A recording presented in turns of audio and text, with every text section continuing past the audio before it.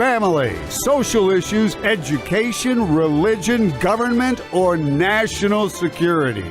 Brannon brings the issues of the day into clear focus through the lens of a Judeo-Christian worldview. And now, here is your host, Brannon Howse. And good evening. Welcome to the broadcast on this March 7th, 2025. March 7th, 2025. Glad you are with us tonight. We're going to have on a first-time guest, someone I know because I spoke for the Reagan Days dinner at Lake of the Ozarks last year. Remember, I carried it here. And he's a county commissioner in Camden County at Lake of the Ozarks. His name is Ike Skelton. He's making news, and I think we're going to take his story and make it national news. What has he done? He's taken down one of those license plate readers. Apparently, the commissioners, I think there's I don't know, we'll find out how many there are. They voted that we don't want to do this. And apparently, nobody wanted to take these things down, even though the county commission has voted we don't want these, snapping the license plate of all our people. We're not interested in being a 15-minute city and monitored. And so apparently, he went and took it down after a while. And now apparently the state's not happy. We'll talk to him. I think this all broke today. This all broke today. Logan found it. And I'm like, well, I know who that guy is. So I called my friend Julie, and I said, Julie, I need his number. She texted to me. I called him. He's like, yeah, I'll come on.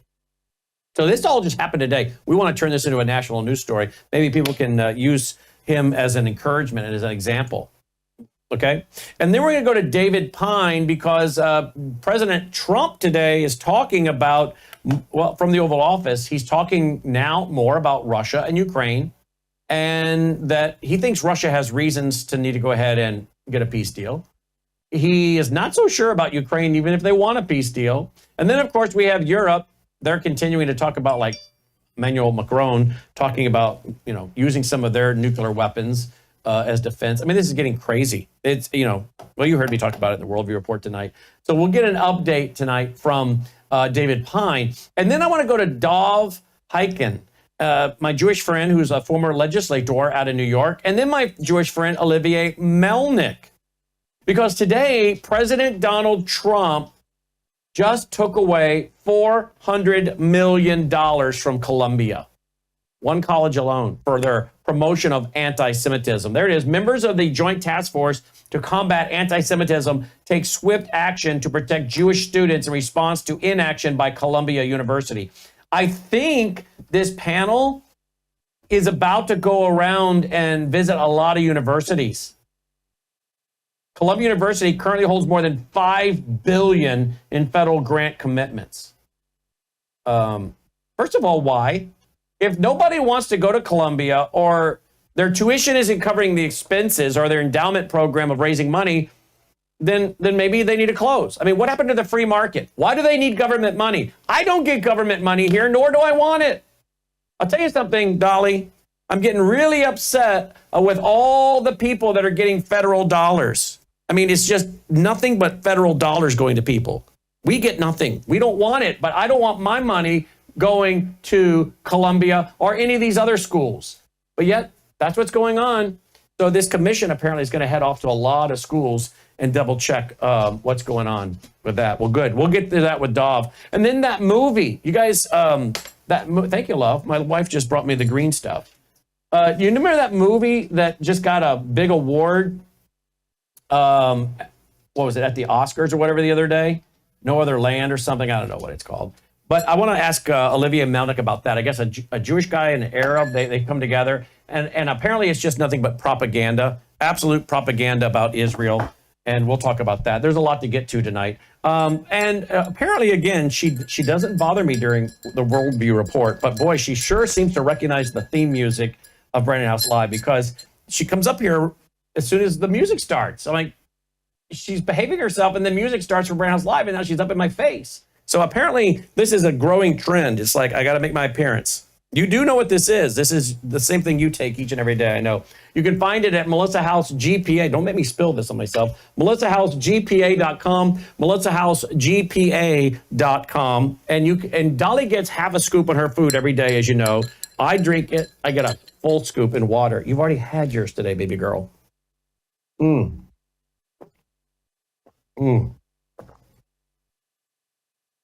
like, you're not going to share? She loves it.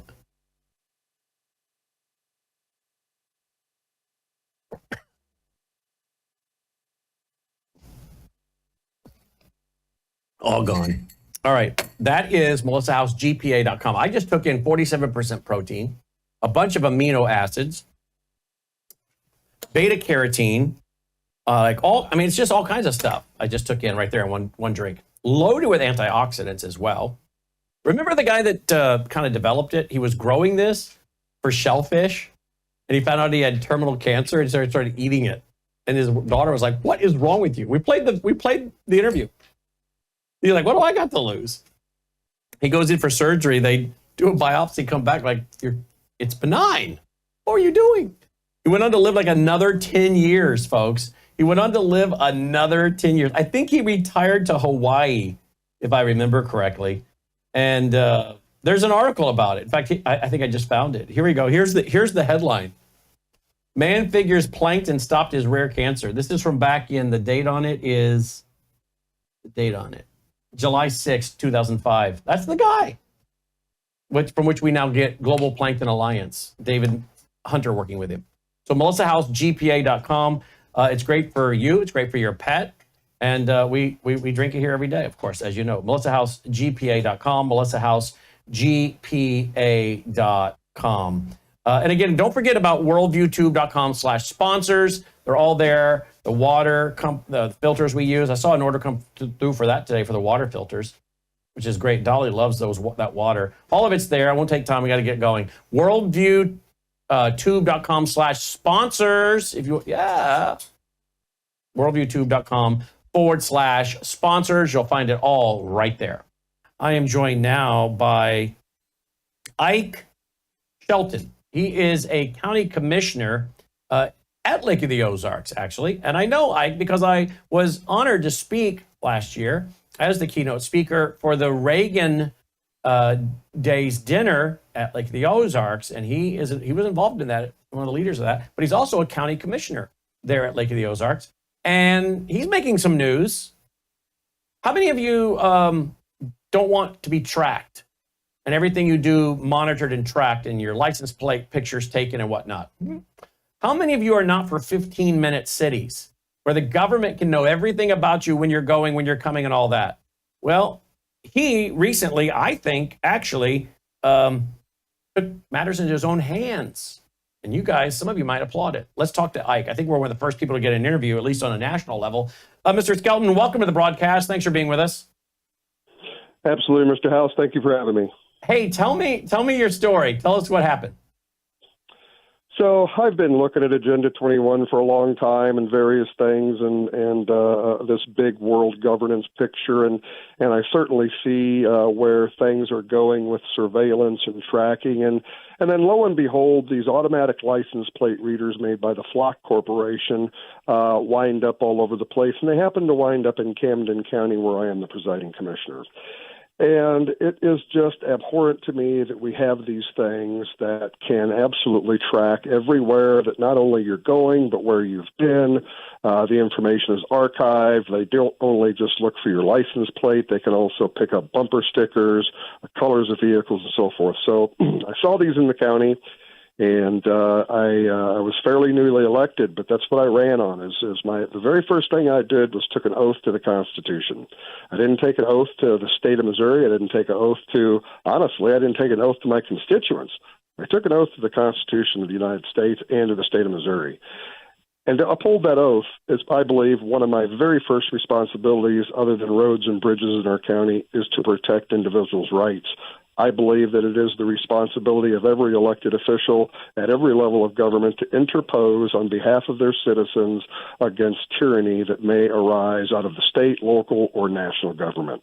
So here these things I can't argue with any of that, and I don't know any common sense person would argue with that. Let me ask you before you tell us what happened.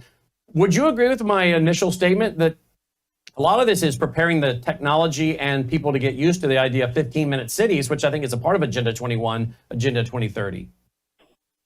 I would absolutely agree with that. sure enough, they're already doing this in Europe right now. They maybe not the 15-minute city stuff as much, but they are now tracking and recognizing vehicles that are of a particular age or don't have the proper emission controls that go into particular areas of Europe.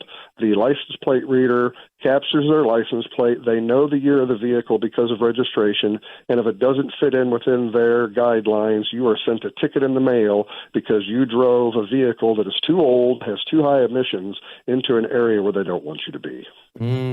All right. So you went and took one of these down, or more than one, is that right? Yes. So the county created. We had meetings. We did the due process. We then created an ordinance that required them to be removed. They were prohibited in Camden County. So we then sent letters to the Flock Corporation as well as the Missouri Department of Public Safety, because those are the folks that have put them up and deployed them through the sheriff's departments. So we sent these letters. Nobody did anything. And at the end of the year, I saw that nobody was going to do anything. Yeah, I mean, I went and took it down. We have an ordinance that required them to come down, so I took it down. We contacted the Flock Corporation, let them know that we had their camera and that they could come get it. Okay, now you, the lower third on the TV screen saying you've been charged with felonies over alleged removal of a license plate reader. Is that true? Yes. Okay, how could you be charged with a felony if you, as a commissioner and the others, passed an ordinance saying they're illegal? How can it be therefore illegal and therefore a felony for you to remove them? Sounds like to me you're actually complying with the law. Well, that's the way I look at it, and that's why I did what I did. I believe I'm certainly working for the county in my official capacity to do what I've done. The state feels otherwise, obviously. I suppose they believe that, of course, they being a state entity, a county ordinance cannot surpass a state ordinance. However, there is no enabling language, and these are some of the things that I looked for before I took it down. The state does not actually own those cameras. The memorandum of understanding between the Flock Corporation and the Department of Public Safety show that the cameras are owned by the Flock Corporation, or at least they were at the time. I don't know about now, but at that time they were owned by the Flock Corporation, so it was not state property. There is no enabling language that we can find in the state of Missouri anywhere that authorized them to be put up, other than maybe an executive order by the governor, which is not law, as you know. So I felt that it was the duty of myself to carry out our ordinance, and I believe that because there was no enabling language or any other thing that said the state could do what they did, I enforced our ordinance and took the license plate reader down. Okay, so who has charged you with the felony? The state? Me. Yes, the state has charged me with a felony, yes. And so they didn't arrest you, but have you been summoned to court or what? I haven't even been served yet. I haven't been served. I haven't been sent a summons. I haven't been anything. They took it to the media before they ever took it to me. So everybody in the world knows what's happening other than myself. I just happened to, actually somebody came into my office and said, "Hey, have you looked at the news on social media?" I said, "Well, no, I haven't." And that's when I found out that I was charged. So I still do not even officially know that I have been charged. Is it, you think it's fake news, or have you been? You don't really know, do you? Well, I've seen a probable cause statement, and I have seen it's on CaseNet, so you can see the filing there. So, yes, I've been charged. It's been filed. I just haven't been personally served or summoned yet. There's even allegedly a court date of April 22nd. So. Okay, so are you expecting there to be an arrest warrant, or are you expecting you just show up to get a summons to show up to court? I think they're just going to go the summons route. I believe that is true. Otherwise, I think they would have already probably arrested me. I mean, it's only about maybe 100 feet from my office to the sheriff's department. So yeah, I think I think it's going to be, look, I have an incredible amount of support here locally. I've been espousing this type of things for 10 years before I got elected on a local radio show, espousing freedom, espousing liberty, talking about Agenda 21 and the ills of it and Agenda 2030. So the people knew exactly who I was when they elected me, and I believe that I am carrying out exactly what the people would like me to do. So are you going for a constitutional attorney? Are you going for someone with a national reputation, or are you going with a local guy? What are you going to do? Because this obviously could help set precedent for your whole state, a state issue, but eventually I guess some of these issues might become federal, but certainly you could help set precedent for the whole state. Well, I would. That would be fantastic if something comes out that way. If there is anybody listening that wants to jump on board and knows what they're doing and maybe help us out, we'd certainly look at that. There is a local attorney that I believe is going to do a good job on some of the minor filings, but I have an attorney out of Kansas City that I've looked at. And there's a couple of others that I'm going to consider. We've got a little time before pleading. So I'm trying to find the best team that I can put together, because not only am I not going to plead guilty to anything, I believe that we are going to mount an incredibly vigorous defense and knock this thing out of the park. How many commissioners are there at Camden County Commissioners altogether? There are three. There's a first district, a second district, and a presiding commissioner. How are the other two responding to this? One commissioner is, well, to be honest with you, I think it would probably be best to ask them. Okay. I think I have them on my side for the most part. The one commissioner is very new. He just took office in January and has a peripheral understanding of what is going on here. But my first district commissioner has been with me on board the whole ride.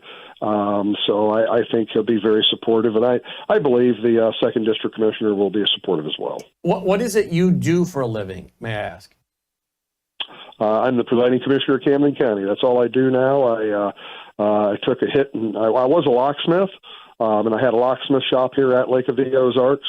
Very, very lucrative business. I did well, but this is truly my passion.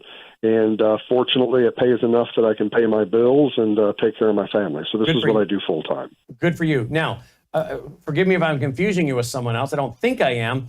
Are you one of the commissioners that made national news standing up to the ATF? I am the commissioner, yes. You are the commissioner. You stood with me as well, yes. But yeah, yes. Well, I started it all, yes.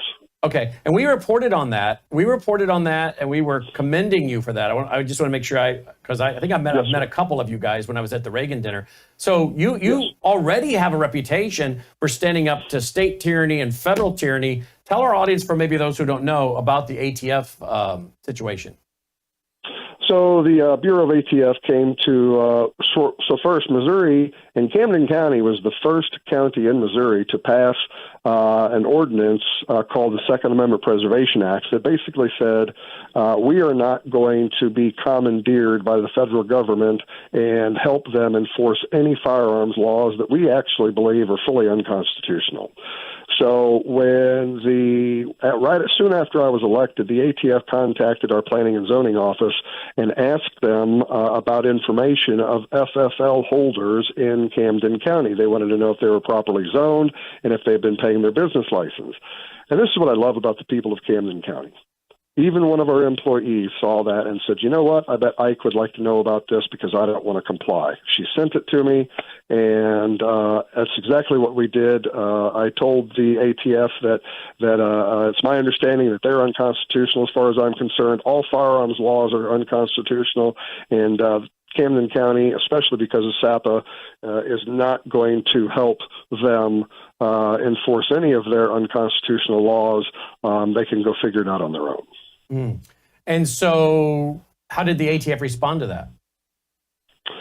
Well, they didn't respond really directly to me much at all. They did send if I remember, I don't remember if they sent me. Anyhow, they didn't respond well. They responded to the media. They said that what I was doing was hindering people from being able to get their license, that it was making it more difficult, and all these different sorts of things, which that really wasn't the truth at all.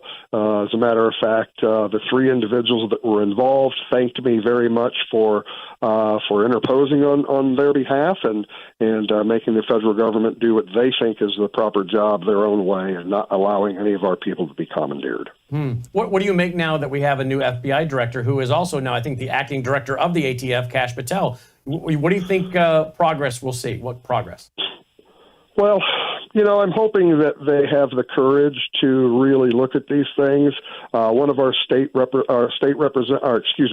Our federal representative for the state of Missouri, 7th District, Eric Burleson, as well as Mark Alford. Eric Burleson filed a bill to eliminate the ATF. He has also filed bills to repeal the NFA. And our 4th District Commissioner, Mark Alford, has signed on to both of those issues. So I'm hoping that something can go forward. My biggest really concern with that is that they will just simply kind of tweak the edges a little bit, maybe, tune the dial in something, limit their abilities when I believe that it needs to be repealed and that agency eliminated. How many other counties are watching you and maybe are following your example the last few years in Camden County? A lot of folks, I'm a member of a couple of statewide associations. There are some really great people in Missouri. Many of them have just been kind of going along to get along. They kind of feel like they're being freight trained, that their voice is not being heard. So they don't stand up as much now that I've come along and a little more willing to take the slings and arrows. They're standing behind me and saying, hey, we're following him. So I think that with a little bit of leadership, a little more leadership and some time, we'll be able to turn the tide of some of the things that kind of lean a lot more left than I believe they need to be. So, not a comparison by any stretch of the imagination, but President Trump is leading the way he leads. I'm trying to lead the way I lead, and folks are following. So, and Camden County is kind of becoming known by some people around the country as being a place to go where there's a little more freedom, and you're growing as a county with people moving in there because of some of that. Is that true? That's true, and I pray God that that's true, and I give him the glory for anything good that we have happening here. But yes, I think that is accurate. Yes, it's just again, the Lake of the Ozarks area is a phenomenal place.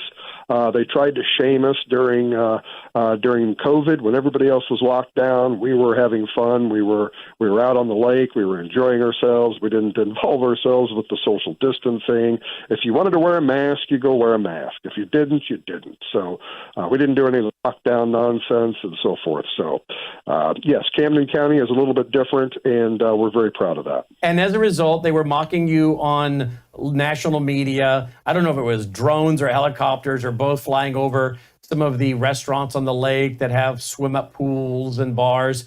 And they were mocking you guys like you're a bunch of hillbillies that were going to then grab the virus and take it back to St. Louis or Kansas City, where a lot of people come from St. Louis or Kansas City for vacation on the weekends. And I remember them talking about, how dangerous and irresponsible it was, and you guys were going to spread death.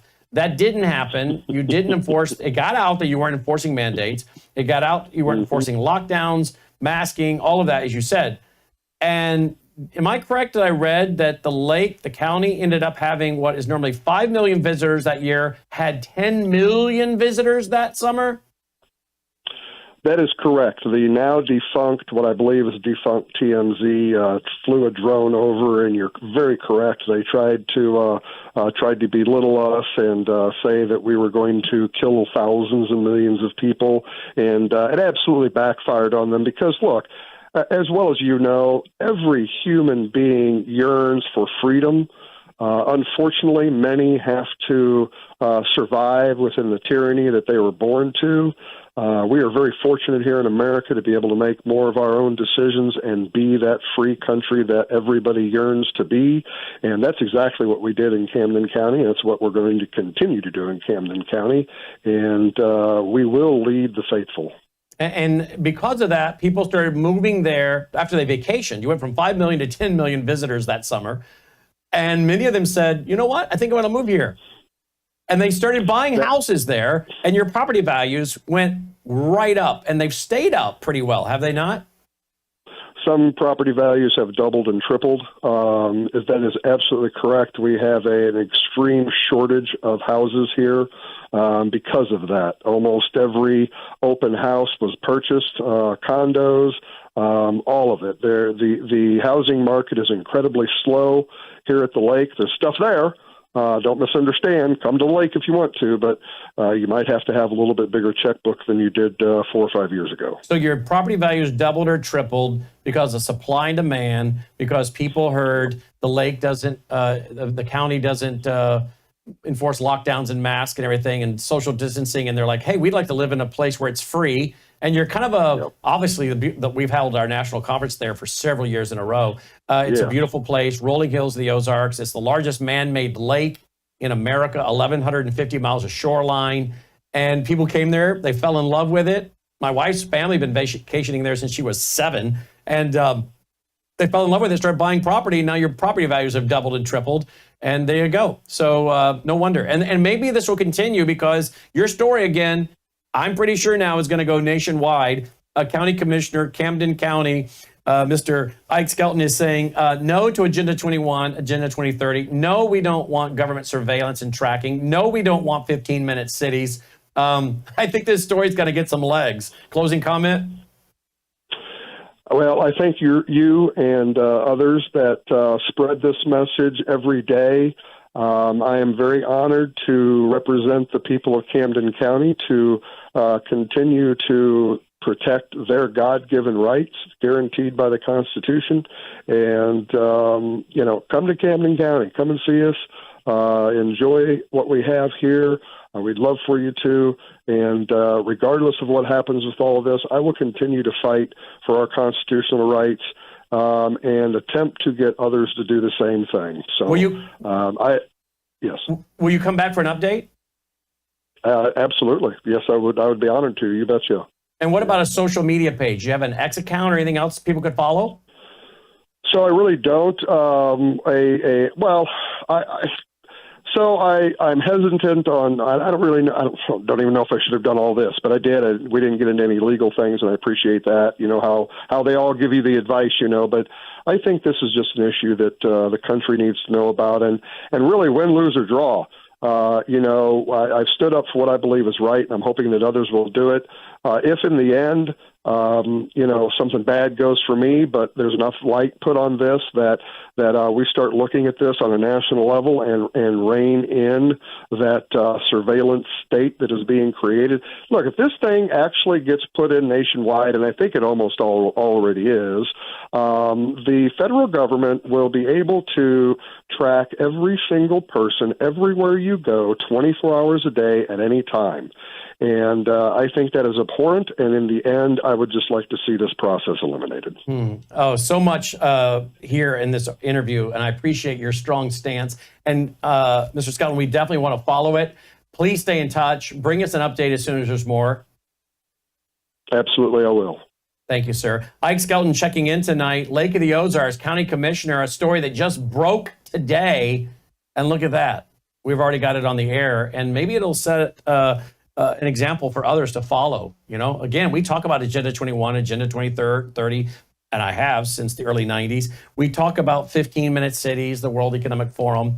Well, here's a guy who got elected overwhelmingly, who was talking about those things and now is seeking to keep his campaign promises. And sounds like they passed an ordinance saying we're not going to do this, but it stayed up. So we're going to follow this story. Find it very interesting and good for him. Hey, again, folks, if you appreciate the fact that we cover stories like this, will you go to this website right here, worldviewtube.com/sponsors, worldviewtube.com/sponsors. sponsors. You know we're a listener-supported program.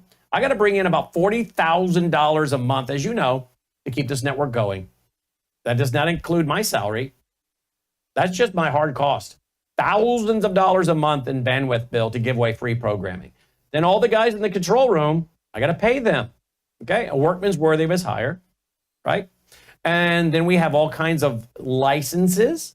One company, we have to pay them 10 grand a year to have a right to use certain footage and graphics for federal copyright laws. We have another license that is software for doing these lower thirds that you see. We have all kinds of license that we're required to buy each and every year. Then we have a 24/7 when it comes to air conditioning. Yeah, 24/7. Even in the winter, we still pay for air conditioning because those rooms where we have all of our servers and racks and studio equipment for producing in the control room, those rooms get really hot. I don't care what the temperature is outside, it gets really hot inside when you have all of those machines putting off heat. And those rooms get so hot that not only can the boys not work in there because it's getting too warm, but then the machines, we put them at risk of overheating. So anybody that's in IT that works with servers and computers and big rooms and racks of computers knows what I'm talking about. So we have to pay an AC bill 24/7, which means we also have to have an AC guy come out fairly frequently and do different work because we run these things like crazy. So I could just go on and sit here and tell you about all the different things that we have to pay for. Suffice to say that it takes a lot to run a network, and it really takes a lot when we're giving the programming away for free. When many groups put it all behind a paywall. Here we are pushing out the 24/7 stream. The content you watch is put back up to watch on demand for free. And then we build Roku channels, Amazon Fire channels, iOS apps, Android apps, all that for free. So I need your support. You know it. And these are great products. I use them. I hope you'll use them. Swish for Life, that's loaded with glutathione to detox your cells. I swish with it for about 3 minutes every day. If you get sick, you can swish with it. Dr. Lana says every hour on the hour. Some studies show it may remove mercury from your brain, helping prevent Alzheimer's dementia. Of course, you already know about Bella Grace. I take this every day. This is loaded with a collagen. Which is the peptides cut short so your body actually can absorb it versus flushing it through. Then you add that with astaxanthin, which crosses the brain-blood barrier. That's loaded with antioxidants to take on the free radicals. And then cat's claw, which is an anti-inflammatory, which a lot of our problems are inflammation-related. There are 80 clinical trials on Bella Grace. If you go there to melissahousebg.com, you can find out all about it. melissahousebg.com. They don't only have the elixir. Yep, they have that. Get a subscription like we have. About 1,000 of you do now. And you keep getting your subscription because it's actually doing something for you like it does for us. So this works, folks. But they also have the skincare. Melissa loves the skincare. The Bella Trim, she likes that. Takes away her appetite. Also supposed to be very good for your cardio health. It's all natural. And she was telling me there are studies on how it helps to fight stubborn belly fat. Well, there you go. The sleep, restorative sleep, she loves that. She takes 2 of those because that helps her with her problem of waking up in the middle of the night and then not being able to get back to sleep. So she loves that. She loves the Bella products. She told me that a couple weeks ago. I love their product. I love all their products. Well, she's the one that found this company, started using their products and telling me, you have to promote this company.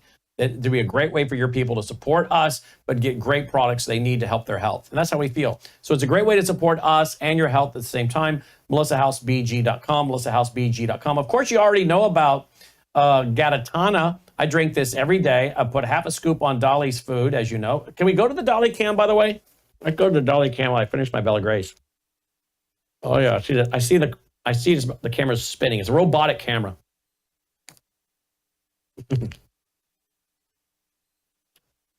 There she is. There she is. Yeah. Isn't she adorable? She loves to hang her head off. I don't know why. But she gets half a scoop of Gatatana. My wife is threatening to buy a full-size body pillow to put between us at night. Because Dolly likes to lay up with her head like a human next to me. And apparently she likes to stretch about 30 times a night and pushes right into Melissa's arm or back with her sharp claws and wakes her up. So Melissa said today, your dog wakes me up so many times in the middle of the night because she stretches. For whatever reason, she lays with her back to you, but her feet to me, stretches and pushes against me. She said, I think I'm going to have to get a full-size body pillow to put between us to have a barrier from your dog. Okay. So there you go. She's on Galatana. We love Dolly. We want her to live for a long time. There's a cat that had a tumor in its eye. Now they got a Galatana, tumor's gone. There are trials on this. You can read about this. You don't have to get the pet product. You can just do what I do.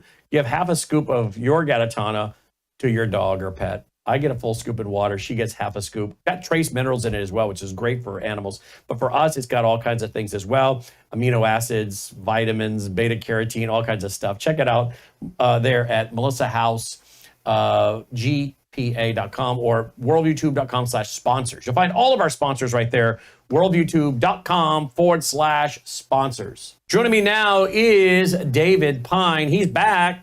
He was with us today on radio as well in our 74 terrestrial stations. Of course, I think he was with us last night. It all runs together. But it's going so fast, we have to keep having him back on. President Trump was in the Oval Office today making comments. But first, he put out this tweet, or this Truth Social, based on the fact that Russia is absolutely pounding Ukraine on the battlefield right now. I'm strongly considering large-scale banking sanctions and tariffs on Russia until a ceasefire and final settlement agreement on peace is reached.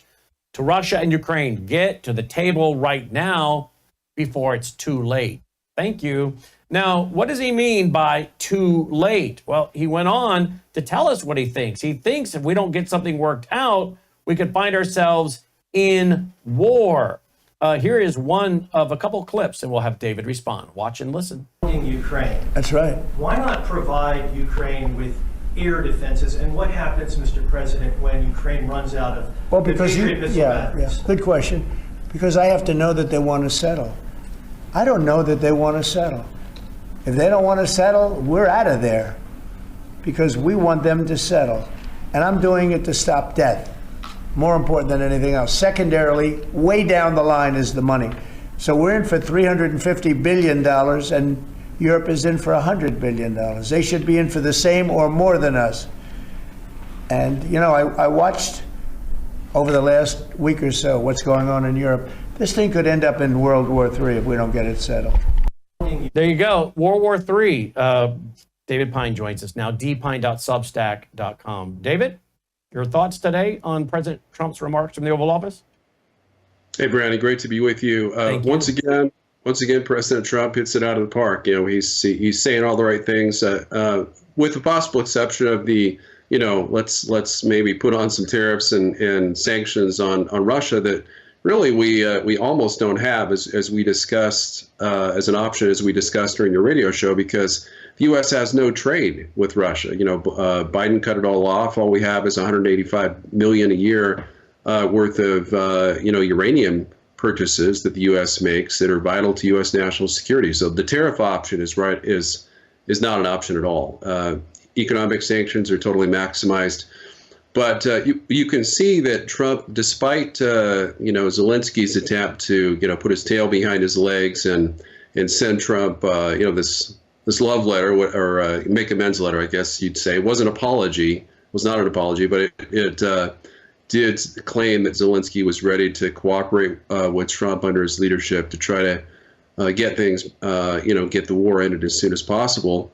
He doesn't really take that at face value, and he shouldn't, because he's heard from Zelensky. I mean, Zelensky's he's kind of he's a con artist. He's a liar. Almost everything he says is a lie. I mean, I hate to say it, but Putin's been pretty truthful throughout this whole process, throughout this whole war. What he says Russia wants has been proven true, and yet we have people like Senator Tom Cotton, I heard on Fox News earlier today, misleadingly claim that Russia wants all of Ukraine, and that's Putin's goal, and that he won't rest. He won't give up the fight until that happens. That simply is completely false. Putin has never wanted Kyiv. he had Kyiv for the taking. He had an armored column 40 miles long that he could have deployed to surround Kyiv at the beginning of the war. That was, he halted that column at 5 days after the war began for 30 days before he called for it to unilaterally withdraw. So he's also had the opportunity to take Kyiv many times since, as I've mentioned. So, Russia's peace terms, I think Trump rightly views them as pretty reasonable, other than I would argue Putin's demand to take all of the four annexed provinces or regions that Russia's annexed. I think that's a bridge too far, but pretty much everything else that Russia's asking for is pretty reasonable. And of course, you have the BRIC system: Brazil, Russia, India, China, South Africa, and all these other nations involved. So they in some respects, have really insulated themselves against sanctions and tariffs, correct? That's absolutely right. There's only 15% of countries in the world that are sanctioning Russia over their war in Ukraine. So Russia has been trading with 85% of the world's countries. They have good relations with 85% of them. In terms of UN resolutions, a lot of those countries voted against Russia, but in terms of friendly relations and maximizing trade ties, that's continued unabated. So really the Western attempt to, cut Russia off has been a complete failure. And as we discussed during your radio show earlier today, it's actually propelled Russia to become the world's fourth largest economy instead of the sixth largest just 3 years ago. Let's go to another video clip by President Trump from the Oval Office today. When Zelensky inevitably comes back to the White House, what do you expect from him? And do you think you'll see him in a necktie? Well, I think what's going to happen is Ukraine wants to make a deal because I don't think they have a choice. I also think that Russia wants to make a deal because in a different way that only I know, they have no choice either. Wow. In a way only he knows, Russia has no choice but to make a deal as well. What do you think President Trump's alluding to? I know we're guessing, but what do you think? I don't see any possibility of Russia not having a choice when it comes to continuing the war or making peace. So I'm not sure what he'd be alluding to. It could be some veiled threat that the U.S. would send troops or something like that. But I don't see what else it could be. Trump's been very clear. He's not going to provide a security guarantee for Ukraine once the war is over, let alone send troops to Ukraine to fight Russia now. So I can't possibly imagine what he's thinking when he makes a statement like that. Let's go over to his Substack. David Pine has a Substack, folks. If you want to follow it, here it is: @AmericaFirstCon, @AmericaFirstCon. Look at this: Poland has territorial designs on both Belarus and Western Ukraine. Do they really think a nuclear war with Russia on Polish and Ukrainian soil would help them accomplish that? Tell me about this article from Politico. Yeah, so this article reports that Poland is trying to build a 1 million-man army. They've got a 5% of GDP defense budget, and they also want nuclear weapons. Now, they're not wanting nuclear weapons directly, but they've been agitating to have U.S. nuclear weapons deployed on Polish soil for several years now, perhaps, at least since the war began in 2022. And they're currently in discussions for France to deploy French nuclear weapons in Poland. And that would be a game changer because during the entire history of the Cold War and since, there has not, that we are aware of, there's never been a single nuclear weapon deployed on Eastern European or Central European soil outside of West Germany. So that's something that would be a major escalation that could lead to a potential World War III between at least the European NATO members and Russia, because I don't think Trump would get involved in anything that our European allies would provoke. Anything else you think our audience ought to know before we let you go for tonight? Well, I just want to emphasize that, one of the reasons that Trump was so bullish on, the fact that Putin wants peace is, of course, the Russian government and government officials and media have been praising him. All of his moves, they make statements like, we're on the same page with Trump. This is a sea change. We have the same common goals and philosophy. It's based on common sense and reason and rationality. And, I'm sure Trump reads all that, and then he sees Zelensky mouthing off against him and saying the exact opposite of everything Trump says up until the last minute before the State of the Union. And he knows who the reliable negotiating partners are in this conflict, and it's not Zelensky. What do you think drives Emmanuel Macron to talk about, what he did, an address on Wednesday, and even the talk of using some of their nuclear weapons? What do you think drives someone like Emmanuel Macron? He's really transformed. He, back in terms of the Minsk years, he wasn't president for Minsk, but he was in 2019 when Zelensky claims that Russia agreed to a ceasefire and then violated it 45 times. In fact, I think it was Ukraine that violated the ceasefire in the Donbass region. But he was quite reasonable in 2019, even at the onset of the war. Just before the war began, he was involved in negotiations, I think, with the Germans and the Russians to try to, find some common ground, some kind of peace deal that would avert the Russian invasion. And ever since, he's become more and more, kind of neoliberal, kind of more like Biden is an Atlanticist in wanting, Russia weakened and even, toying with the idea of sending French troops to Ukraine. And in fact, we have reports that he sent an entire regiment of French Foreign Legion troops to fight Russia and Ukraine, and they've been decimated. So, I would argue that other than Poland and perhaps the UK, France has been on the leading edge of trying to start World War III with Russia, and it's not in France's interest, and it's not in NATO's interest to do so. I know I'm asking for speculation. I know you're not a psychologist or a psychiatrist. Do you think any of these people suffer from some kind of mental illness or some kind of condition that makes them think they're bigger and better and more powerful than they are? I think it's a lot of what Trump said. He said that Zelensky is going to be stubborn and intransigent, and as long as he thinks the U.S. is going to support him. And now that he's found out that Trump is not going to support Ukraine if it doesn't agree to peace, he's brought him down a notch. So that's exactly what Trump needs to do with our European allies that have become increasingly anti-American and entirely oppositional to Trump's signature foreign policy initiative, which is ending the war in Ukraine with Russia. And so I think it would really help him out if he continues to publicize, push to Europeanize NATO in terms of replacing the U.S. Supreme Allied Commander with a British or French or even a German NATO commander, and also announces the withdrawal of all ground troops, which I believe that he's planning on doing within the next couple of years. The Justice Minister, this is my Worldview Report tonight, the Justice Minister of the Netherlands is telling his country to prepare for war. He has said that they must be able to survive on their own for 72 hours if war or a disaster or a cyber attack paralyze the country.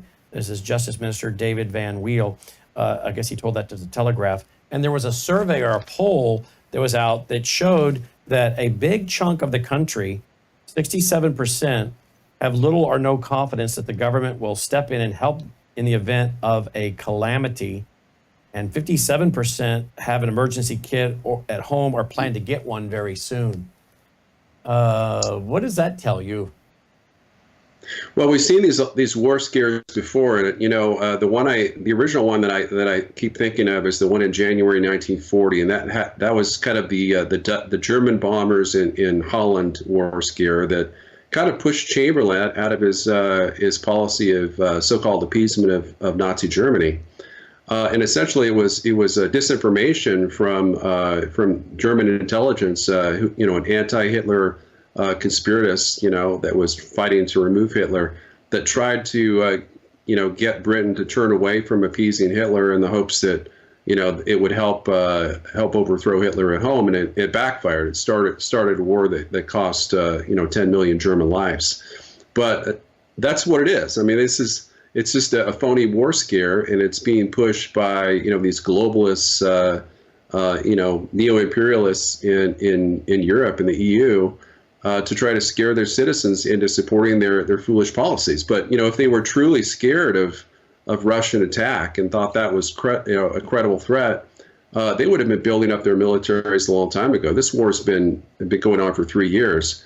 And it's just hilarious when they claim that, if Russia or if Trump negotiates an end to the war with Russia in Ukraine, then somehow Russia will come and invade NATO. I mean, it's the exact opposite. The longer this war continues, the greater the chance that either through an accidental situation or more likely from a provocation from our European allies, that there will be a war, the world war with Russia.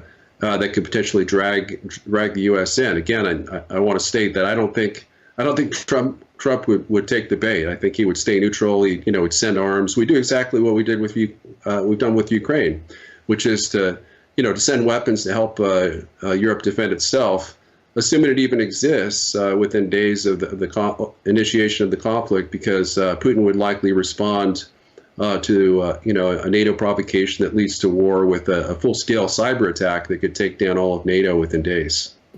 Wow. David, as always, thanks for being with us. And dpine.substack.com is where they'll find you on Substack, and they can also follow you on your account on Twitter, which I thought I had open here, but I've taken it down. What is it? Tell people your handle, please. It's at AmericanFirst.com. Okay, at AmericaFirst.com. C-O-M for communications, is that what it is? Or is it C-O-N? It's con as in conservative. It wasn't long enough to let me fill that out. There you go. Yep. There you go. Thank you, David. Hope you have a great weekend. Thanks, Brad. Have a great weekend. You too, my friend. All right, David Pine checking in. Before we move on to our next guest, folks, look at this right here.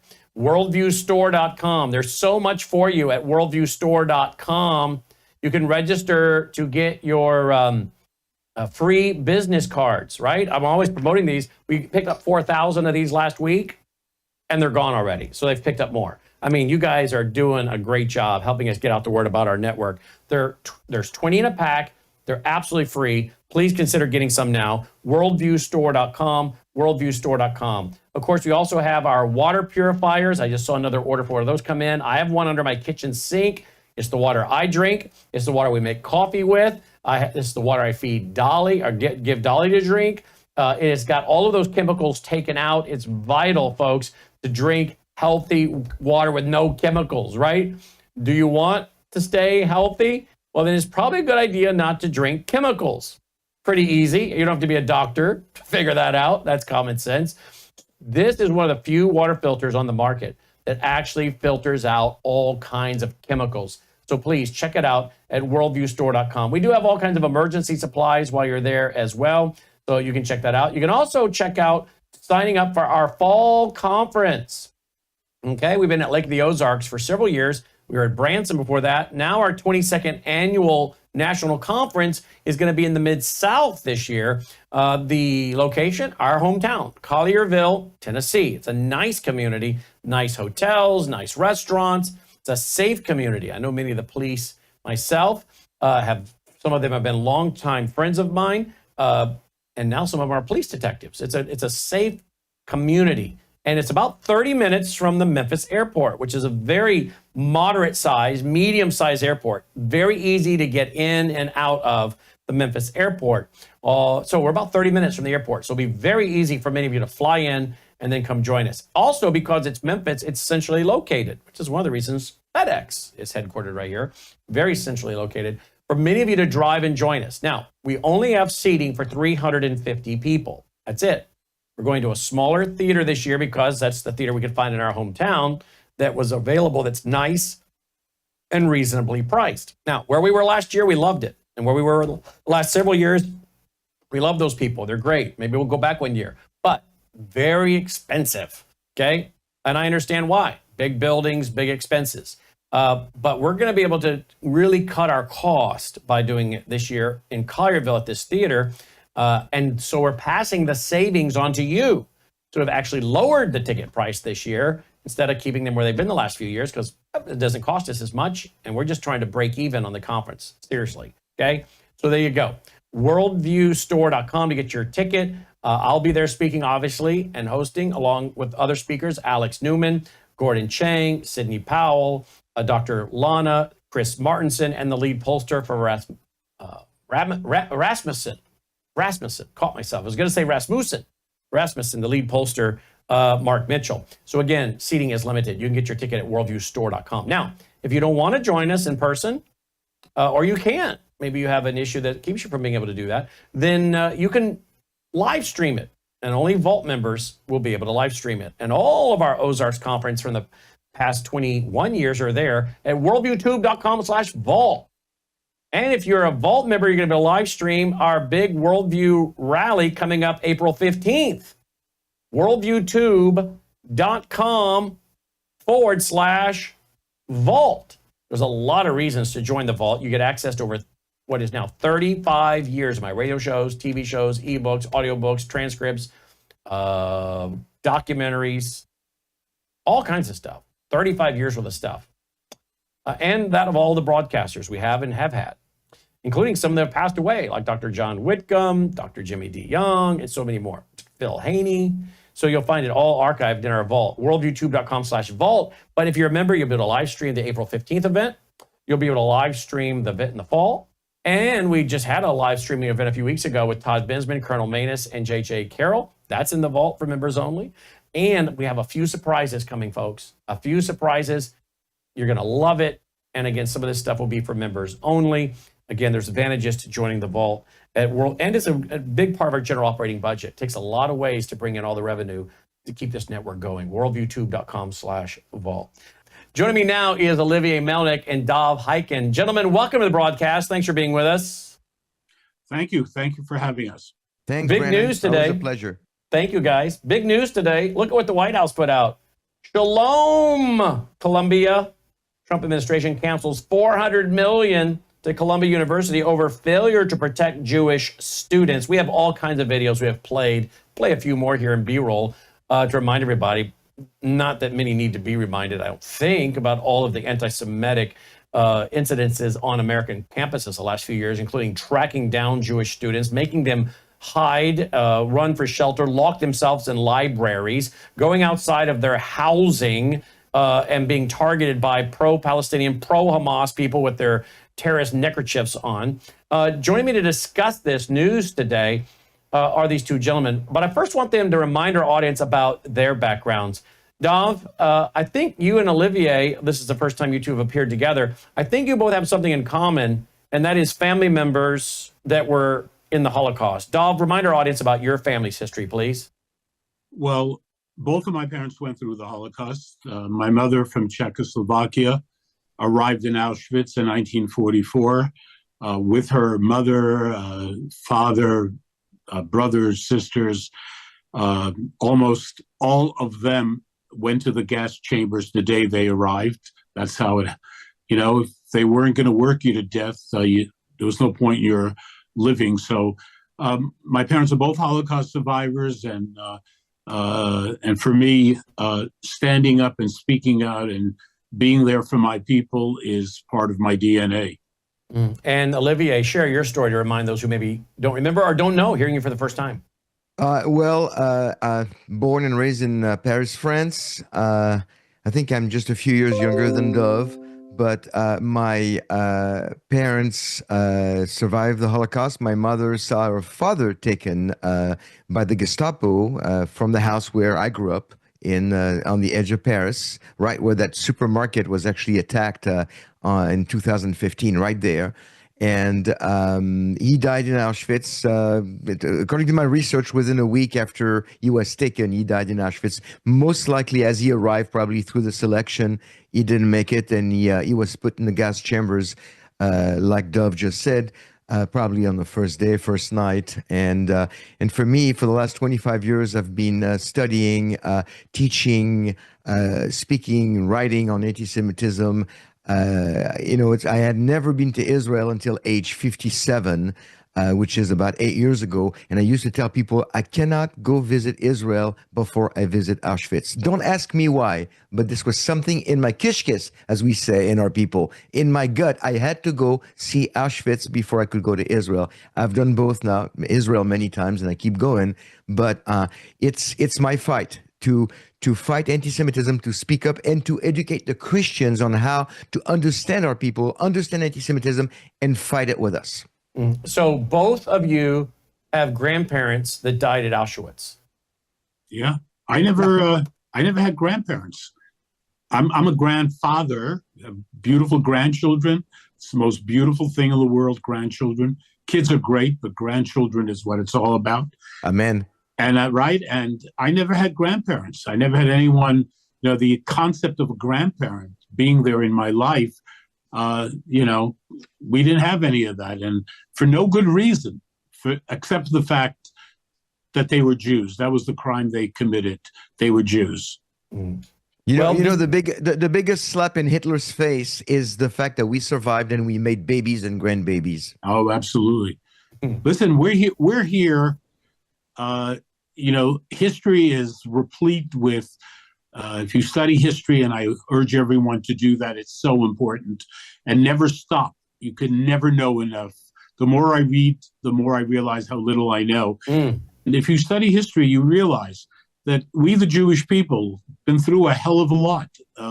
All the challenges, the pogroms. I mean, I don't know if anyone has ever done a count of how many Jews have been murdered throughout history, men, women, and children, butchered, tortured, because they were Jews, of course. But you know what? We're here. We're here. We're strong. We're proud. We have a state of Israel that really is an example to the world. This little country, 9 million people total, 7 million Jews. It's remarkable. They do these studies all the time where, who are the happiest people in the world? Which countries? You would think that Israel would be somewhere down on the list with all the challenges, all the terrorism, all the terrible things, the wars. And Israel is always like in the top 7 or 8 of all countries in the world where people are happy. I mean, can you imagine that? It is a remarkable thing. And Israel, as we know, is an incredibly successful country on every single level. Maybe that's part of the problem in terms of the anti-Semites. They've got a problem with that, but we're only 15 million in the entire world. When I ask people, how many Jews are there? Oh, 150 million. I really walk around and ask people, how many Jews are there? It's only 15 million. That's it in the entire world. I know. And, another thing I want to add, Dove, is that Israel is also, in light of all the anti-Semitism we've seen over the last several decades, and especially since October 7th, Israel is, it's going to sound crazy, but Brandon, I've told you this on the show before, Israel is fighting 7 wars, 7 fronts. If you count the media, it's 8. Fighting 7 fronts or 8 with the media, and yet Israel is the safest place for Jews to live. Yeah. I mean, I go back to France. I joke all the time. I says, I can't go back to France. I don't speak Arabic. So it's scary to go back to my country where I was born. Even in America, I would not wear my yarmulke on the street. I'm sorry. I just, it's scary. And yet we have some good news. I'm very vocal, but it's dangerous for the Jews, and it's not going to get any better. And yet we have this great news today. Department of Education. Look at that. Look at that date, folks. That's today, March 7th, 2025.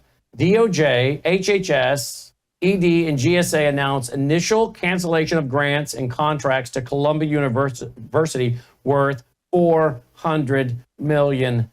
Subtitle. This is huge. Members of the Joint Task Force to combat anti-Semitism take swift action to protect Jewish students in response to inaction by Columbia University. Olivier? All he has to do is one.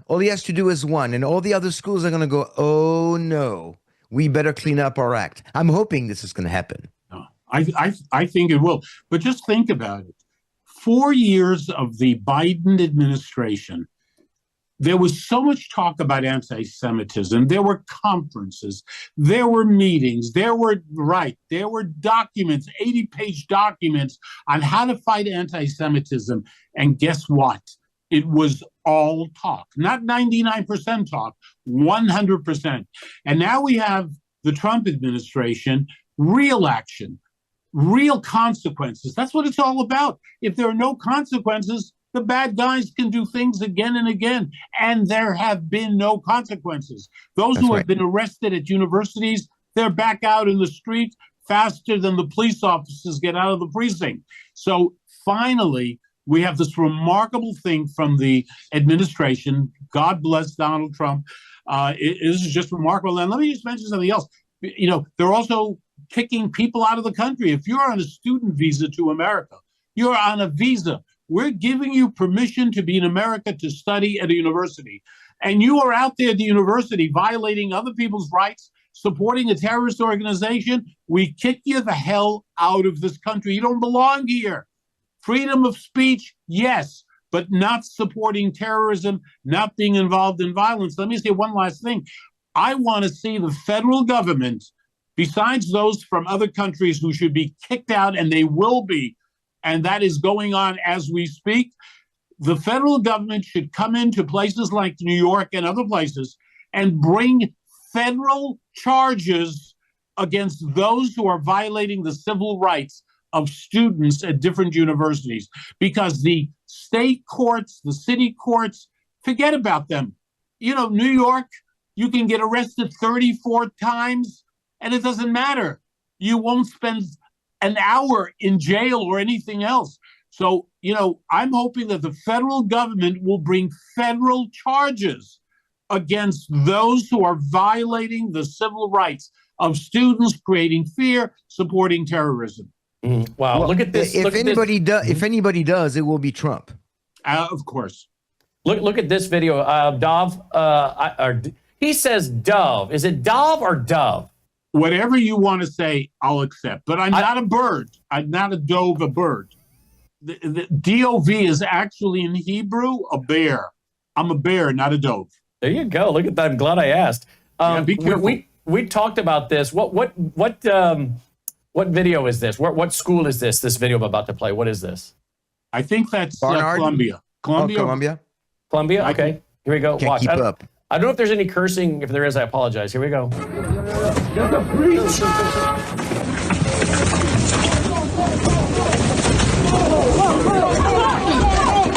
Go.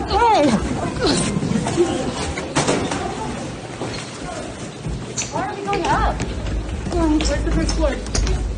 Oh yeah, free Palestine!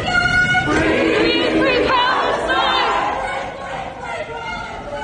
Free Palestine! Free Palestine!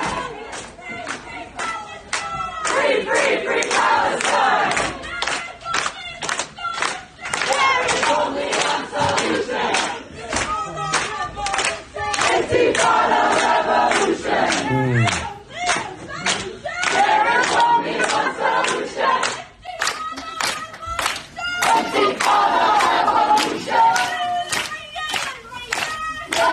Antifada. What does that word mean, Olivier? Uprising. It means uprising. You know, globalize the Intifada or campus Intifada. You know, when I see these idiots, pardon my French, I can say this. I'm from France.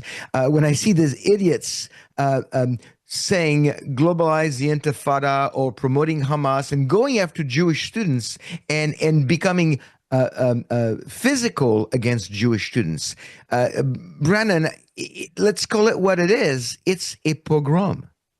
It's a pogrom. It's an organized riot against a people group. And what we see is the police basically standing down and saying, oh, we can't get involved in that.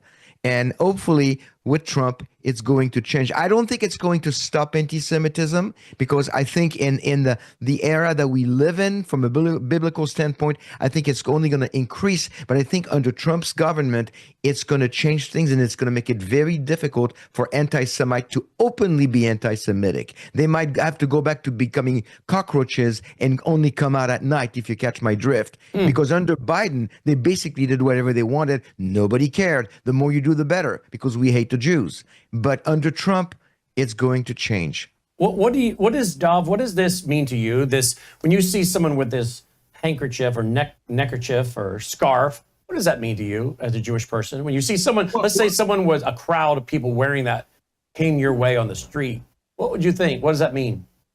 Well, I'll tell you, I don't care what the person wears. I care what they say and what they're doing.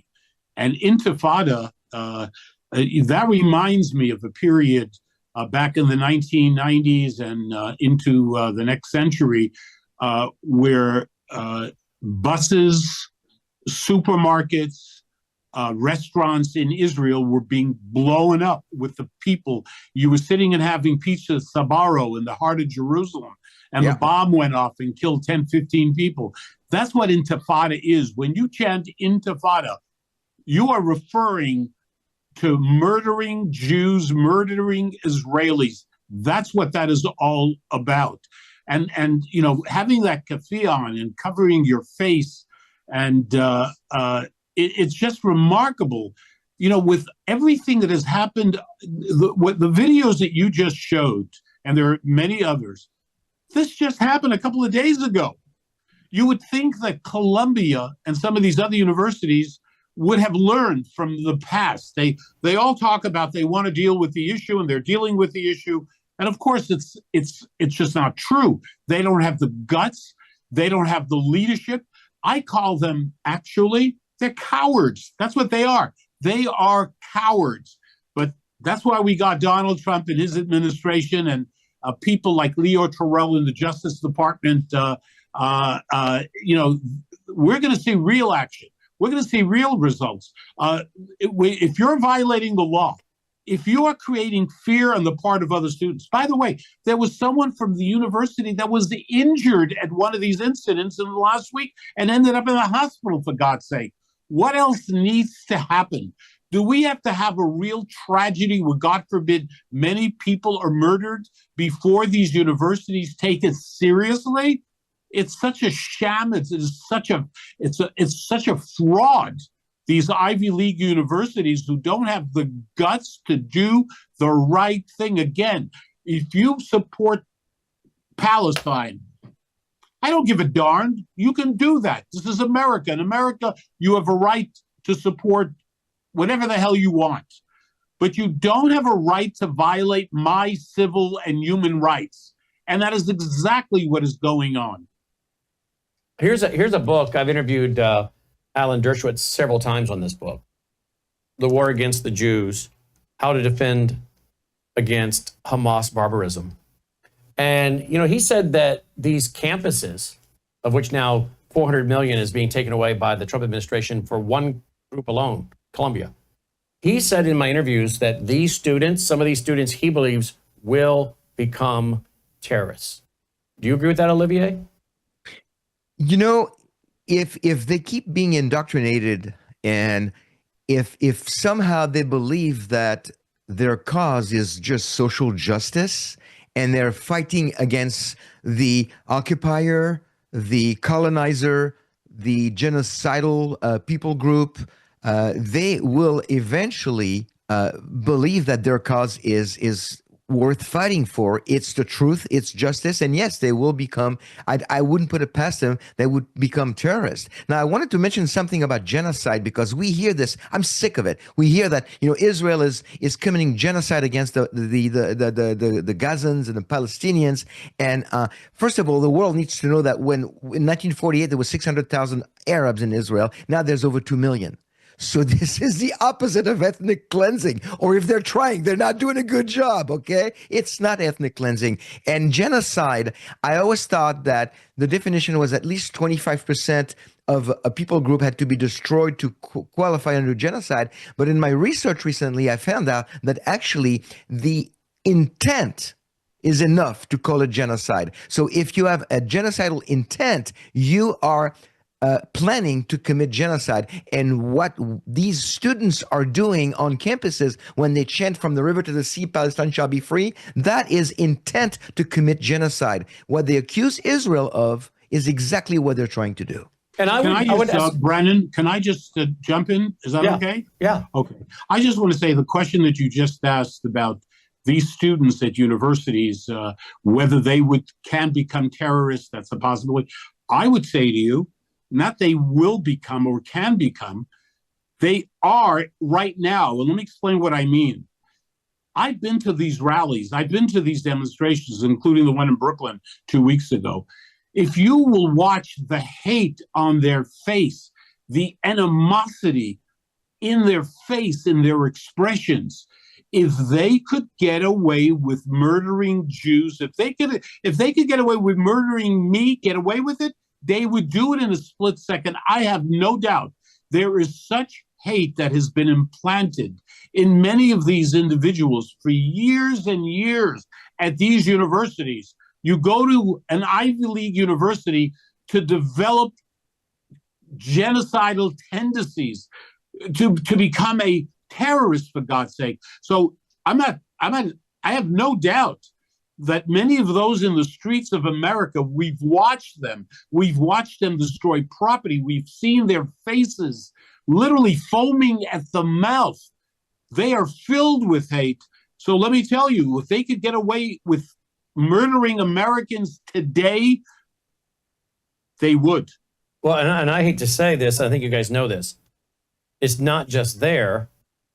It's in some of our so-called Protestant evangelical churches with what is called replacement theology that God is done with the Jewish people and the nation state of Israel. And many of our so-called evangelical Protestant churches teach this, and therefore they have picked up on this anti-Semitism. Some of them don't know they are being anti-Semitic, but they are. And then you have the morons on social media. I don't know if I dare name them because I don't want to promote them. But some of these people that claim to be conservative, claim to be MAGA, or even claim to be America First, or whatever they claim to be, they're all over social media. And the vile, Candace Owens, okay, that's just one. But there's others, a couple of them every day. It's like they're obsessed with this anti-Semitism. And I look at this and I'm thinking, what happened to you people? This wasn't always the way you were, at least and they publicly. Come, and Brent, sorry, Brent, I didn't mean to interrupt. I'm sorry. But my blood is boiling. They come from the right now. Yeah. You know, we have the radical left. Everybody knows they're wacko. Okay, fine. The radical left, we're expecting it from the radical left. We're expecting it from radical Muslims. But the right, the conservative right, the Christian right, so to speak, and I don't like the word Christian right because it sounds like nationalist, and that's kind of scary. But the right now is going after the Jews. So there's nowhere to go. It's and I don't know, Dov, I don't know you very well. I don't know if you're a religious man or not, but I'm convinced that this hatred that you just described, it is from Hasatan. It's from the devil himself. The anti-Semitism is not, when people say these people are they're crazy. They're not crazy because insane. Oh, this is insane. No, it's not insane. It's evil, because insanity gives you the opportunity for saying that, hey, you know what? I was insane. I was not in control. It's not my fault. It exonerates responsibility. It's not insanity. It's pure evil. Yeah. Brennan, I got to give you tremendous credit, Brennan, because you really speak the truth in terms of facing what's going on the right. It used to be that, people like myself and everyone, when anti-Semitism was coming from the left, and of course it's there on the left, we know that historically, by the way, but everyone would condemn everything, every little remark we would condemn, but now it is unfortunately growing on the right. And you really, I give you tremendous respect for bringing it up, for talking about it, because it is developing more and more. Even people like Tucker Carlson having guests. I have watched his show, an hour and a half sometimes. He's got Holocaust deniers on his show, and he's not being critical of them. He thinks some of them are wonderful historians. I mean, what the hell is going on, for God's sake? I saw that show. It was insane. I mean, it was mind-boggling. It was crazy. Exactly. And then but this isn't the first time. He's struck out at least 3 times now, because then he's also had on the guy from Bethlehem, Gunther Isaacs. Right. The Christ at the checkpoint. If he had at least 2 sides to the argument and say, hey, here's one side, here's the other side, let's discuss, see if we can get anything out of it, I'd say, okay, I'm still respecting you. But he's not. He's promoting one side, the side that everybody's buying, the false Palestinian narrative. So why would he not have one of you on, or both of you on, or say, hey, let's go have Christian Zionist Brandon House on? You know why? Hey, I'm available. You know where to find me. I'm available. I'm going to say it, because Tucker Carlson is an empty suit and a chicken. Tucker Carlson could not debate me. He could not debate you. He would lose. And it would have to be live. It would have to be live, so he couldn't edit it, because I would eat Tucker Carlson's lunch. Yeah. Listen. There's something is going on out there that makes me very uncomfortable. We have Donald Trump in the most amazing administration imaginable, with so many superstars on every level, Secretary of State, Secretary of Defense, on and on and on. Great people. I know many of them. Unprecedented. Many fabulous people. But there's something going on the right that's not healthy and cannot lead to a good place. And let me tell you the biggest problem. Not enough people are speaking out. Not enough people are taking these people to task like they took the people on the left to task. Why is it different? One standard for anti-Semitism, one standard for hate. I don't care if you're a Democrat, Republican. I don't give a darn what you are. If you hate, then we need to call you out. And by the way, when I watch a lot of the stuff going on, the ignorance that is out there, the lack of knowledge of history, not my knowledge, history. It's like, don't confuse me with the facts. That's the attitude of so many people. Yep. Well, again, I just don't know that Tucker Carlson, all these guys understand or have chosen to be educated, as you say, that there's never been a Palestinian state. They don't have a capital. They don't have a currency. They don't have anything. This is completely made up out of whole cloth. I don't have to tell you guys that. I'm just reminding the audience.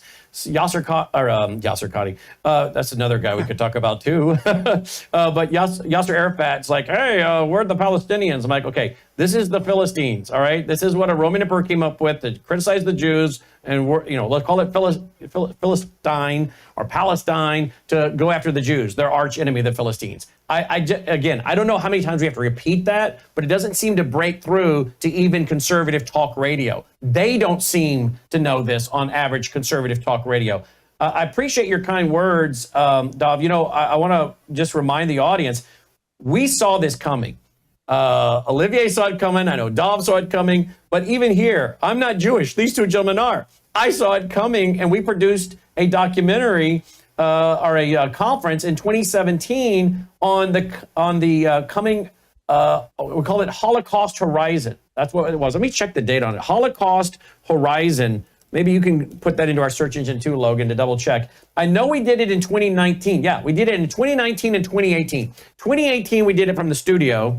2019, we did it over at Lake of the Ozarks for a national conference. So 2018, 2019, Olivia was at the 2019 one. He may have been at the one in 2018 in the studio. I don't remember. But we kind of saw this coming, right, guys? We got ahead of the curve. We started trying to educate the audience, thinking maybe we could bring a lot of them along. And some of them I think we did.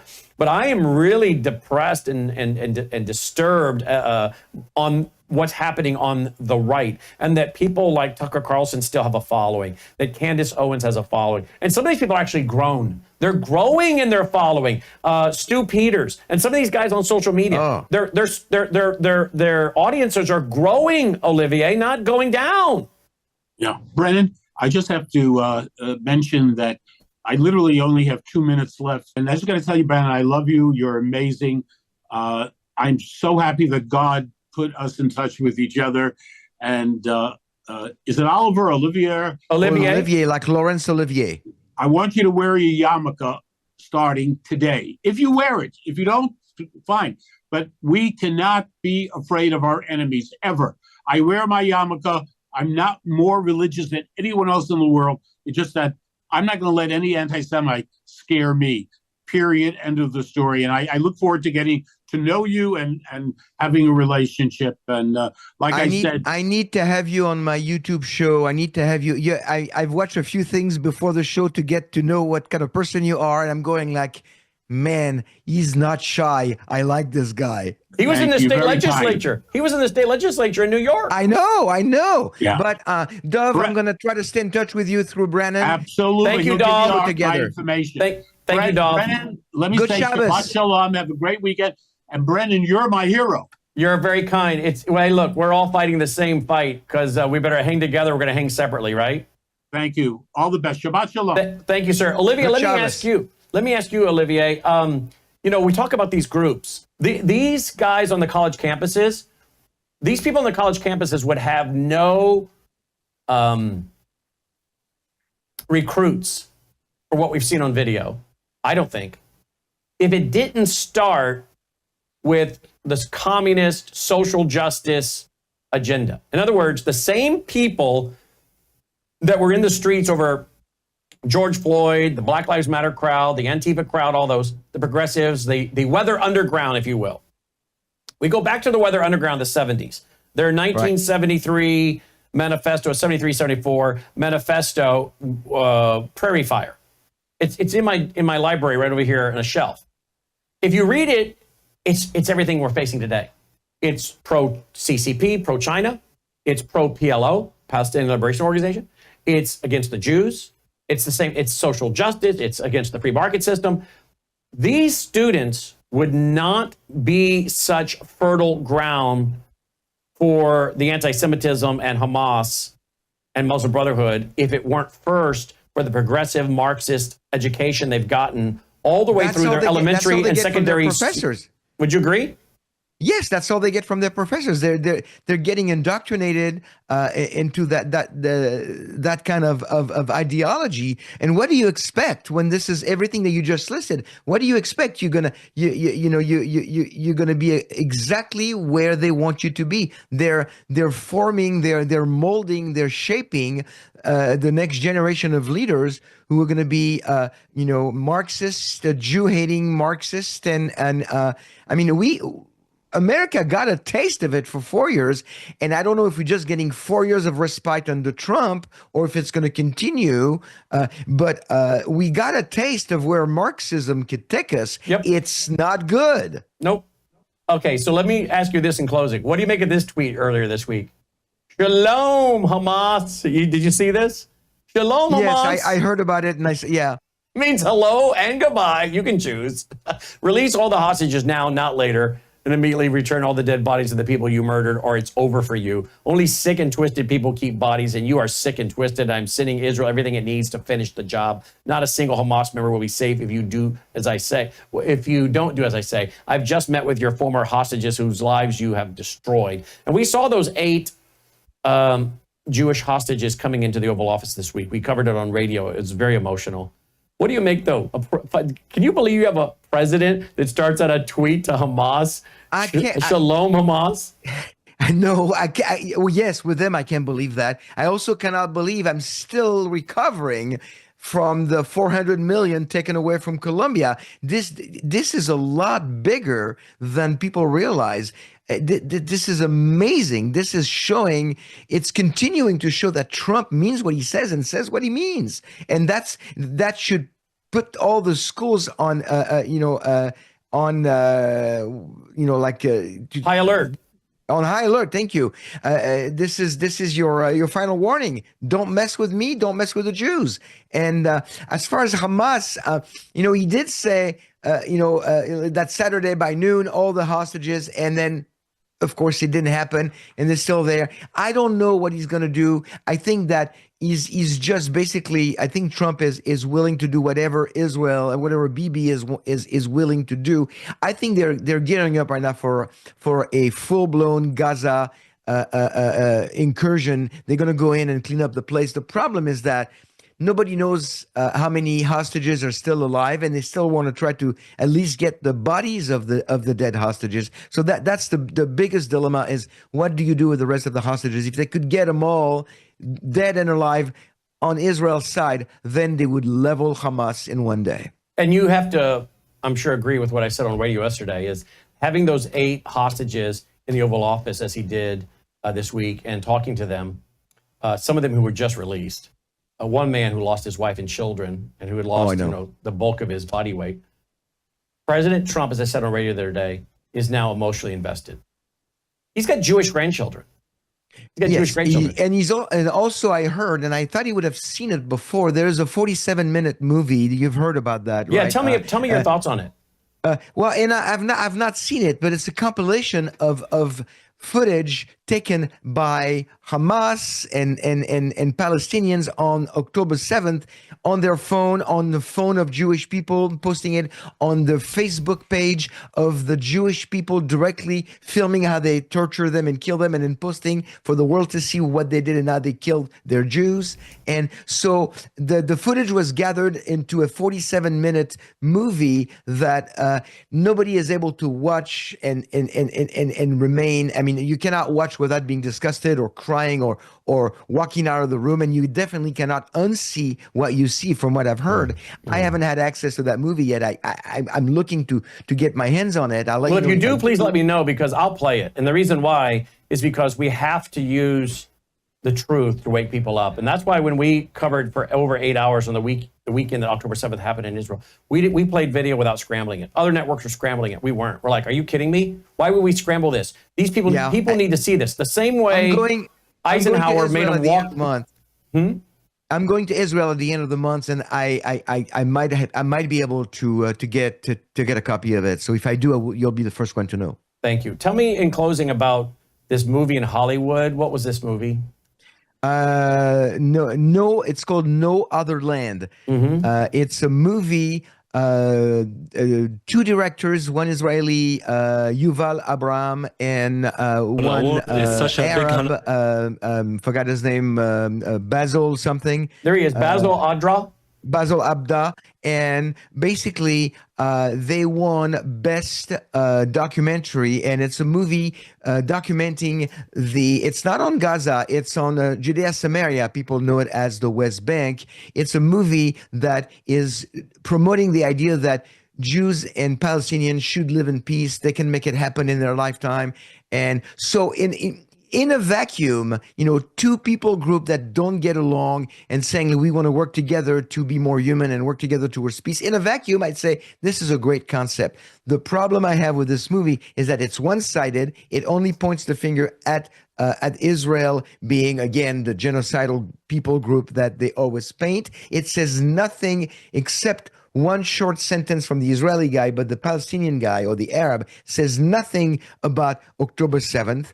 And then what really got me, and I wrote an article on my blog that I posted like 2 days ago on it. What really got me is when the Israeli that you see him right now on the screen, when he says, for us to have peace, us meaning my people, he's talking about the Jews and the Arabs now, for us to have peace, they have to have freedom. Sorry. For us to be safe, they have to have freedom. And I'm thinking, really, if there's one thing we learned from October 7th, is that when Hamas has freedom, which they had for 2005 moving forward, that's 20 years. When Hamas has freedom, Israel does not have safety. 1,200 people dead can tell you about it. Well, so that is a big lie. So well said. And what they're proposing here is, hey, well, the Arabs and the Jews get along for a kumbaya, interfaith dialogue, coexist. But wait a minute.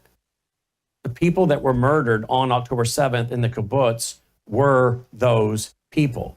They were more liberal, progressive, social justice, interfaith dialogue, kumbaya, coexist Jews who opened the fence, let the Palestinians in, gave them jobs, paid them to work in their gardens, tried to have that bridge.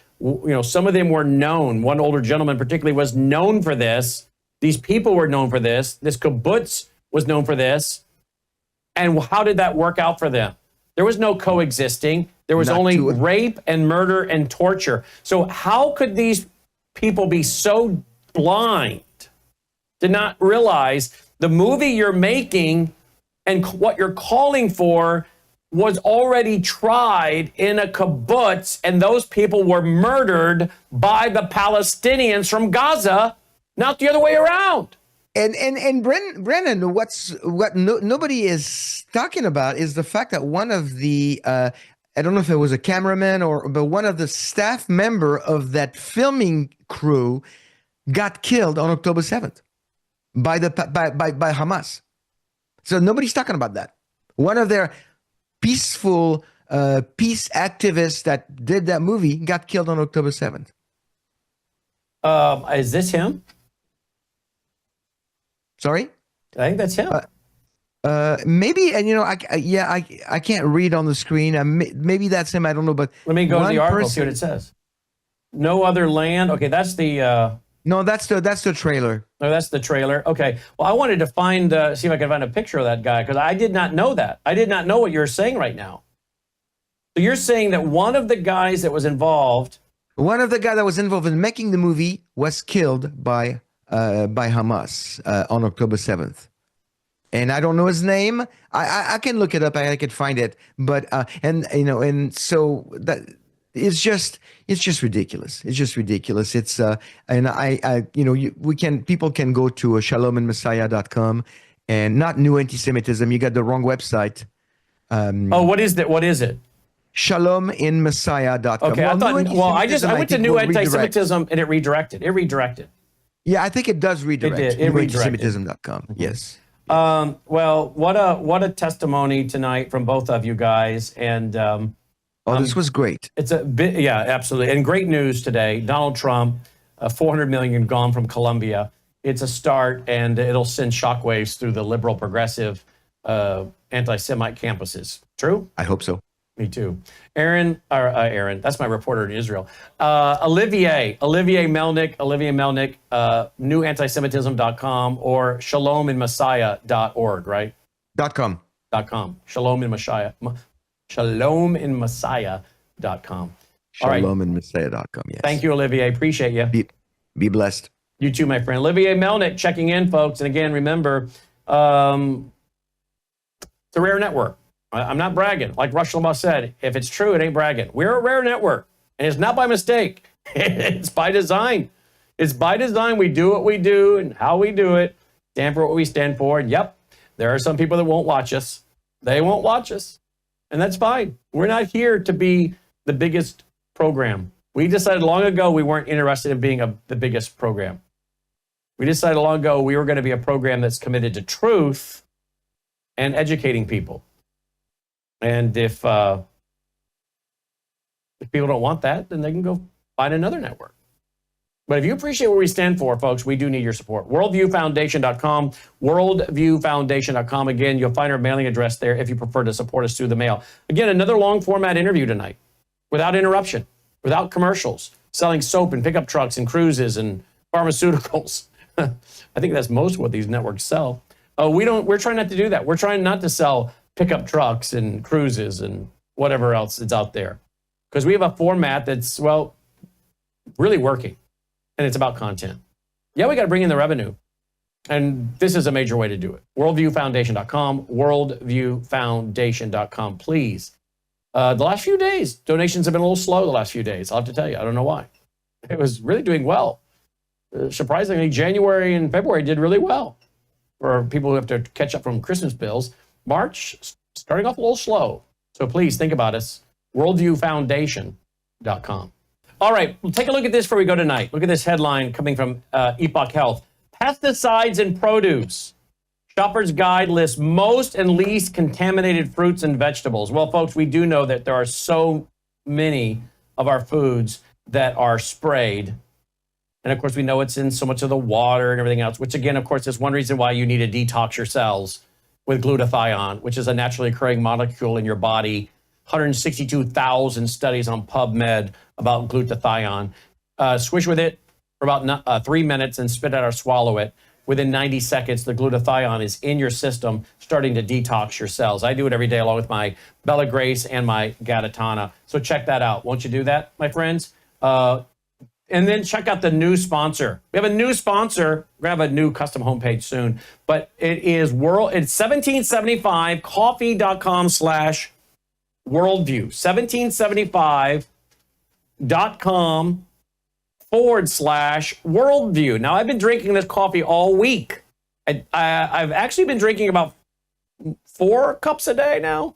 I usually do about 3, but this is really good. But you know what I love about it? It's not sprayed with pesticides. And my wife is very big on coffee not sprayed with pesticides because the coffee plant is one of the most sprayed plants out there. So this is not sprayed. This is organic. That is a bottomless cup there, folks. They just keep pouring and it doesn't overflow. That's pretty magical.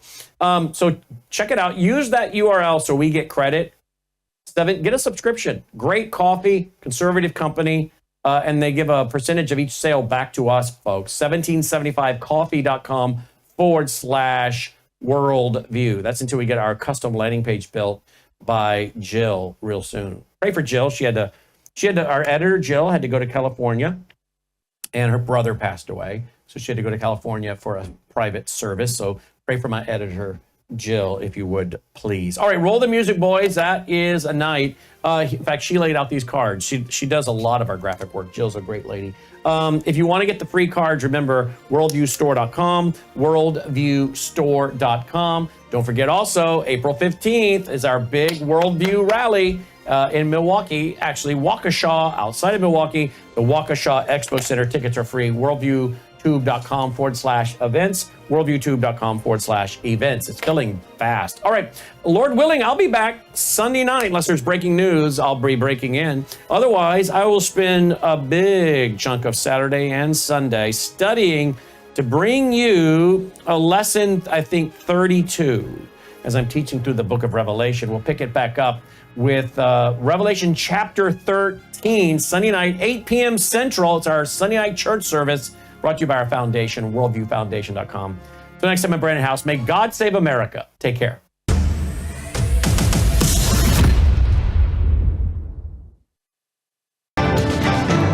Faith, spiritual values, moral issues, government, economy, education, work,